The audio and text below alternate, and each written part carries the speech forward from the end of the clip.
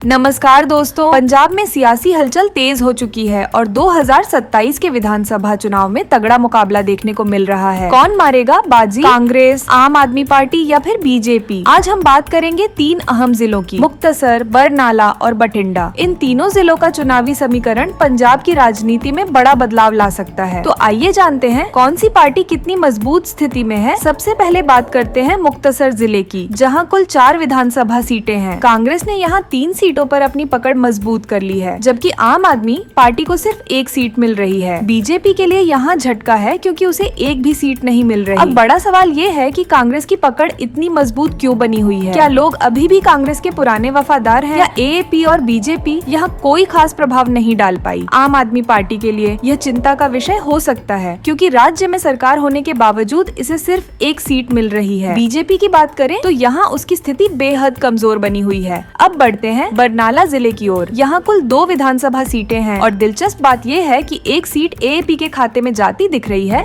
तो दूसरी बीजेपी के। कांग्रेस के लिए ये झटका है क्योंकि उसे यहाँ कोई सीट नहीं मिल रही। ये नतीजा बताता है कि कांग्रेस के परंपरागत वोटर्स अब दूसरी पार्टियों की ओर शिफ्ट हो सकते हैं। वहीं बीजेपी की बढ़त ये इशारा कर रही है कि पार्टी धीरे धीरे पंजाब के शहरी इलाकों में अपनी पकड़ मजबूत कर रही है। तो क्या बीजेपी अब ग्रामीण पंजाब में भी अपनी जगह बना रही है, और कांग्रेस की हार का असली कारण क्या है? ये सवाल अभी भी बड़े हैं। अब बात करते हैं बठिंडा जिले की, जहाँ कुल 6 सीटें हैं और मुकाबला जबरदस्त होने वाला है। यहाँ कांग्रेस को 2 सीटें, बीजेपी को 2 सीटें और एएपी को 1 सीट मिलने का अनुमान है। दिलचस्प बात यह है कि 1 सीट किसी अन्य पार्टी या निर्दलीय उम्मीदवार के खाते में जाती हुई दिख रही है। तो इस जिले में कांग्रेस और बीजेपी बराबरी पर है, लेकिन आम आदमी पार्टी के लिए यह बड़ा झटका साबित हो सकता है। सवाल ये उठता है कि क्या बीजेपी को यहाँ व्यापारियों और किसानों का समर्थन मिल रहा है, और क्या आम आदमी पार्टी की लोकप्रियता में गिरावट आ रही है? इस जिले में निर्दलीय या क्षेत्रीय दल की 1 सीट भी समीकरण को पूरी तरह बदल सकती है। अगर कोई मजबूत निर्दलीय उम्मीदवार सामने आता है तो वह कांग्रेस, बीजेपी या एएपी में से किसी की भी संभावनाओं पर असर डाल सकता है। अब अगर इन 3 जिलों के आंकड़ों को मिलाकर देखें